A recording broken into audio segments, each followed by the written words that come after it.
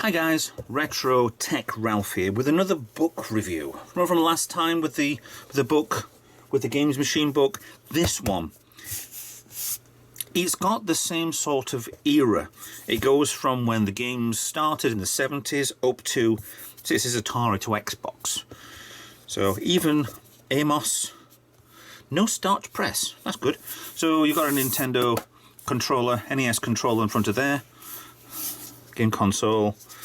I like the no starch press and the back of it on there. But the best thing about this book is this. The diagrams on here are absolutely amazing. But let's get inside this, shall we? I don't know if these are the people who have helped make the book. Might have been a Kickstarter book. Give me a little bit. San Francisco. To Aaron. Actually, it's 2019, so it's only a year old, this book. Have we got any more printings before? No. This has only been out a year or so. Acknowledgements. Right. These are the things that I do on the channel. I mean, all right, you've got, it says it's from Atari to Xbox, but however, it does do the Xbox One, the PS4, it does Nintendo Switch from 2017. It doesn't do the PS5s and the Xbox Series X or whatever it is it's called. I am confused with the new Xbox, but that's because it's not retro enough. All this stuff on there. Wow. Virtual Boy over here, Channel Air, Fairchild, Odyssey as well. Box PS3. Right, the best thing about this is I do the videos on the channel and I tear down, I show you what's inside. This will really help me know what I'm going in for. Magnavox Odyssey. The outside. That's the controllers for it. I mean, they're obviously, sorry, I'm laughing at it, but it's kind of, if you didn't have that, you wouldn't have evolved to what we have nowadays with the joypads and stuff like that. But there we go. These are the best things about this. Is it shows the full circuit diagram of the back, it shows you the top, all the parts which go into it, slot onto all these sections here. TV games, I've got plenty of the Pong consoles, shall we say, mostly Grandstand.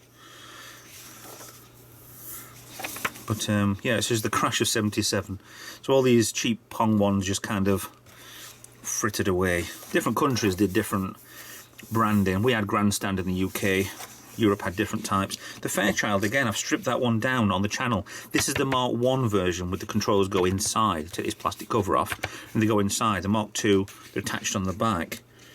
But circuit boards, what really weirded me out about inside of the Fairchild was there's an LED inside it, which all I can think is for diagnostic purposes. Because it's kind of, I don't know where it is, but if it was, Mark II definitely, it's kind of somewhere around here-ish on the board, but there is no window on top of the actual plastics. There's the Mark II, them on the back, and there's tear down of the controller as well. Yeah, there's the LED's kind of on the board around about here-ish, maybe a little bit behind where the system is, but there's no actual window for that LED to shine through, so you'll never know it's there until you strip it down. It's baffling the things that they used to do back then. Atari 2600, the sixer, I don't know if that's a heavy sixer or a light sixer, but all you have in there is your board, your big massive well, it's not really a heat sink, is it? It's just a big aluminium block, and then your switches. This could have been made so much smaller. Variations of the console. I mean, I've no idea. Video Arcade 2, that wasn't the Sears, was it? The 2700 prototype as well. Wow. The Odyssey, stripped down, so it's just a board inside a big box with with a keyboard on front. You couldn't make the keyboards too small anyway. You'd have to make them a certain size to actually use. So hence that's why that's a little bit bigger. Television inside the Intellivision, all the chips. I mean, I could spend an entire video doing this, just showing you exactly all these pictures here. You've got joystick port on the top of it, only one, the Intellivision 2. Okay, that's interesting. Well, looks like there's one there. Why is there one there and there? Ah, okay, because the controllers are there and there. Right, got you. Because the plug for that one will probably be on this corner here then. So an expansion port on the side. C64. Not a full strip down of the C64, but we have got the C in here already. We've never had a bread bin, to be honest. People of the channel will know my dealings with that cable there. Do not, repeat, do not touch that cable. I thought it was an earth. Apparently it's a hell of a lot of voltage. I know the back of here, the coil, that I have literally electrocuted myself once on one of those. It's not a good feeling, and that apparently is also the same. But the video I was taking to pieces a cub monitor, yeah, I kind of didn't realise, but I didn't get a shock anyway, so it wasn't too bad. Didn't get myself injured at all. One of the old controllers, the ColecoVision, Atari 5200. I mean, the board, actually, yeah. Look at that. That's one reason why it's a lot bigger, because to put controls in the back of it. So they've gone back to that sort of level of lunacy. Nice to see, though. The trackball control. Look at that size. You've got the trackball, and you've got the actual. It baffles me, the size of the thing. Now that's one system I don't really want because it looks absolutely vile. The Coleco Telstar Arcade. I mean, my goodness, that is just. Depending what game you want to play racing, turn around to face it that way. You got your controllers there. I don't know if they disconnect. Then you're good on the other side. It is just a Pong sort of system. Because all the Pong systems I've got in the grandstand ones have a gun and they have controllers, but it's just all built into one. It's insane. The level of what it's done is completely mad. Some of these ones looks like they haven't done the teardown for. That one you have anyway, like a Microvision. Shows a chip in the middle. Yeah. Atari 800, Game & Watch. It just shows you a good full history of what is available, what was available. Third generation stuff, full strip down there. Actually got the Sega 1000. I'm missing that one from the system, from the collection. Famicom, full teardown. Even down to the spring holding the. Actually, do they hold the controls in place, or is that for that? Switch. I guess it. Now them controls just slide into place, don't they? That's a release button for. Where's the cartridge? Is that? I don't know. Maybe that cartridge flaps back. I don't have a Nintendo Famicom, an NES as we called it over here. And that's even the disc system as well for it. Stuff that I will never, like the Casio. What is a PV 1000? It's absolutely amazing. Look, very basic with a few chips, resistors, but this is beyond what I understand, to be honest. And it's good to see stuff like this. And Nintendo there, the proper Nintendo, not the Japanese version, the controller. Not much to it, but still quite ahead of its time. There's Rob the robot. Master System. I took one of these to pieces not long since, the Master System Mark 1. I'm looking forward to actually getting that stripped down and see if it works. It's a little bit more complicated than the 2600, but that's fine. See, you've got tons and tons of systems, tons of strip downs. Got the Genesis controller, Mega Drive in the UK. See, a lot of these pictures like that, it just shows you exactly what's inside your controller. Amazing. Then your NES, the American or Japanese version. UK we had this version, a bit more smoother, rounded edges. Don't know why. We could have been happy with that. Commodore Cd Tv. Wow, look at that. It's like an old DVD player. Well, it's a CD player, but the detail level inside there. Just amazing. Now, I'm not showing you all these. You should really get your own copy. Jaguar. Would love a Jaguar. I don't know what I'd play on it. I would have to get a EverDrive pretty quickly for it.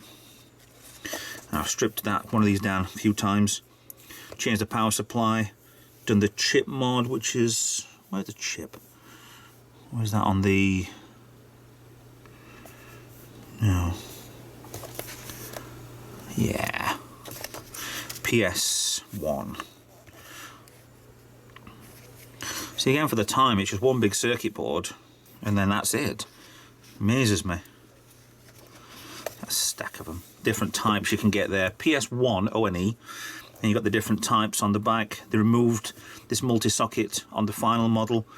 Had all the connectors on the back. The Japanese and the UK, well, American version at least. As the Japanese have got an S. Is that an S video? It is, isn't it? They removed it on ours, but you're still got enough connectors in the AV, serial out, and then just serial out and multi, and then stuck down to the multi. No serial. Stripped that a few times. Hell of a lot of screws holding this thing in. Hell of a lot. But a good system, the N64. Very good system. DD. Ah, it's a disk drive. IQ? What is it? That controller from? Yeah. Pocket, Game Boy. Marty? What's FM Towns Marty? It's every day is a school day. You'd learn what things are. What's a Super A-Can? Wow. Games released only 12, so that's a good system to actually collect for, to get everything. Like the Casio Loopy, there's only 10 games released. Probably you won't find them because they're that rare. I'm just not sure how many have actually been sold. Launch price was 2,800 NT dollars. NT? No. Yen. Oh, foreign systems in here. Dreamcast, I took that one to piece a few times. PS2, same again.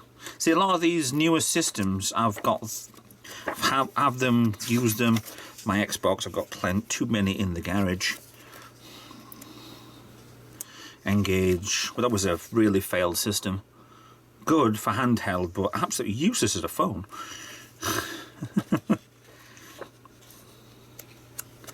Yeah. PSP, love my PSP. Would need to get the PSP Go, other versions. 360. 360 was one of the major mess ups for Nintendo. No, well, for Microsoft, sorry. Because with the amount of lead they should have put in the solder, things didn't seem to work right. Luckily, I've got a Jasper here, which means I can quite easily. It works perfect. They actually made the thing right. PS3 Slim. My original one was a PS3 Fat, which is there. Good system, very heavy. I don't want the Super Slim. It looks a little bit. A lot of add-ons, Wii's, and Gizmondo, GameWave, Hyperscan, VTech. I mean, you've got on the 8th generation now. 3DS, some more handheld, Vita, Wii, or Wii U, should I say. Fully stripped down as well. Everything out of there, so that's what it looks like inside the thing. PS4. I have been inside one of those. There's a friend at work says, can you have a look at it, and the HDMI socket doesn't work. No. If it was mine, yes, I would do it, but if it's one of somebody else's, no. Xbox One. Need to start looking for one of these. Nintendo Switch. What is an Ouya? Ouya? $99, 8 gig internal storage. Is it just a controller with a... What is that? Each iOS functioned as a dev system, meaning owners could use it to create their own games. Game sticks, obviously that'll plug into the TV or something, HDMI. See, it's a lot of different ways around gaming nowadays. The Amazon Fire TV, Nexus Player, even the Nvidia Shield and the Steam Link. I tried buying one of those last year in the Christmas sales, and it kind of went because they tried selling too many. But yeah, missing systems. Oh, we've got the RST missing, and the BBC. That's a shame. And the Amiga. Right. Okay. So there's a lot of even CPCs, Amstrads, and the Archimedes. Wow. Spectrum, QL, Sharp missing. I mean, maybe for another revision they will add these on too. So yeah, this again is a really good book to get. So it just shows you a lot of what stuff that you're collecting, what's inside them without stripping them down. A lot of people don't want to strip down their consoles and do anything with them. I mean, a lot of people might take the lid off, clean it out inside, put it back together again, and it works fine. But a lot of people want to really meticulously clean things and get them pristine inside. But is it worth it? Yeah, of course it is. So, as a book, really good book. Hardback as well, so that's a triple bonus. So yeah, a really good game console photography history from Atari to Xbox, even Amos. So anyway, with that in mind, thanks for watching. Please like and subscribe, follow me on social media, consider donating something to the channel if you like, consider being a Patreon. Consider following me on Twitch as well. I'm streaming games every so often. No immediate, well, I don't think by now there's a schedule, just pop on whenever I feel like it. But yeah, expanding the channel a little bit. Other than that, if you don't see you on that, I'll see you in another video. Bye for now.